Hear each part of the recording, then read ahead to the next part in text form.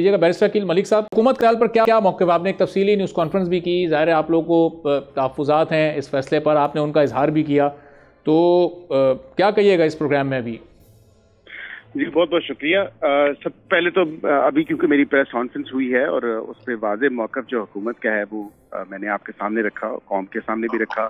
अब देखें, बात ये है कि ये एक बड़ा सेंसिटिव मामला है और इसकी नोयत को एक सेंसिटिविटी लेंस से हमें देखने की ज़रूरत है। और नेशनल सिक्योरिटी जहाँ पे आ जाती है उधर बहुत ज़्यादा देखा जाता है कि काफ़ी कंसर्न्स होते हैं। ऑब्वियसली हमारे बायलैटरल रिलेशंस हैं, एक बाकी इंटरनेशनल रिलेशंस भी हैं बाकी ममालिक के साथ, और एक इंटरनेशनल कम्युनिटी में ये तमाम तर चीज़ें देखी जाती हैं। एक डिप्लोमेटिक केबल है और कई मुल्क आपको पता है कि लिखते हैं, पाकिस्तान की सफारतकार बाहर से लिखते हैं। ऑब्वियसली खाली इस चीज़ पे नहीं लिखते जिस चीज़ का शायद गालबन जिक्र हो रहा है, मुख्तलिफ आपके एलिमेंट्स होते हैं, इश्यूज होते हैं, उसको डिस्कशन होती है। तो नेशनल सिक्योरिटी का जहाँ पे इतना सेंसिटिविटी जहाँ पे जिस मामले पे आ जाती, तो आई थिंक उसको एक थोड़ा सिक्योरिटी लेंस से देखना जरूरी होता है और देखना चाहिए भी, क्योंकि ना सिर्फ आपके जो डिप्लोमेटिक रिलेशंस हैं बाकी ममालिक के साथ वो एट स्टेक होते हैं, लेकिन आपकी इंटरनल नेशनल सिक्योरिटी भी जो है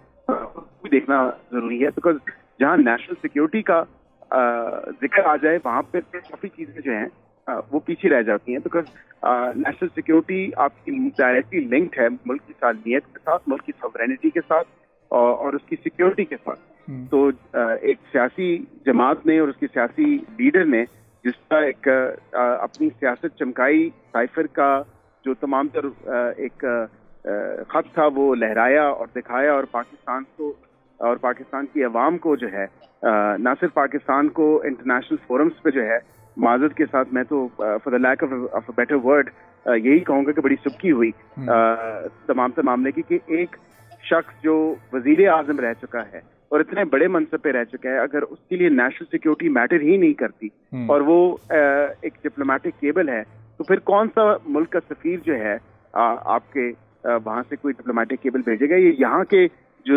सफीर हैं वो डिप्लोमेटिक केबल जो भेजते हैं अपने ममालिक को। वैसे कतल की माजरत, लेकिन फिर प्रोसिक्यूटर इस अदालत को क्यों नहीं कन्विंस कर सके? जो सबूत और शवाहिद या बहुत जल्दी में जो ट्रायल कोर्ट से जो फैसला सामने आ गया था, वहाँ पर बानी पीटीआई को अपना मौक़िफ़ पेश करने का भी मौका नहीं मिल सका था।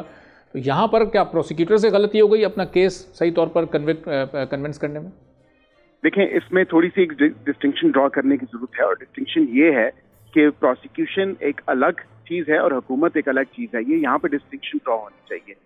हुकूमत और प्रोसिक्यूशन को इकट्ठे लेके जो चला जा रहा है, ये एक बड़ा गलत तासर दिया जा रहा है। प्रोसिक्यूशन ने अगर उन्होंने बेहतर प्रोसिक्यूशन नहीं कर सके या वो बेहतर तरीके से अपना मौक़िफ़ नहीं बयान कर सके, तो वो प्रोसिक्यूशन के ऊपर है। ऑब्वियसली इस केस का एक फैसला आया है, वो फैसला जो है जब तफसील आएगी उसकी तफसीली फैसला जब उसकी वो जारी होगा इज़्ज़त-ए-माब अदालत की तरफ से, तो फिर देखा जाएगा कि उस फैसले के क्या ऐसी चीज लिखी गई है जिनकी बुनियादों पे जो है इनकी सजा कलअदम करार दी गई है या मौत की गई है। सही। और हुकूमत इसको अब सुप्रीम कोर्ट में चैलेंज करने जा रही है, ये कितने टाइम में चैलेंज करेंगे? ये प्रोसिक्यूशन का काम है सर। यही मैं कह रहा हूँ कि डिस्टिंक्शन ड्रॉ करना बड़ा जरूरी है कि प्रोसिक्यूशन और हुकूमत को एक ही नजर से नहीं देखा जा सकता। ये प्रोसिक्यूशन जो प्रोसिक्यूटर्स हैं वो देखेंगे, प्रोसिक्यूशन देखेगी कि अगर उसमें ऐसी कोई लीगल एरर था या कोई ऐसी चीज है जो एविडेंस जो अप्रिशिएट नहीं किया गया इस अपील की स्टेज पे,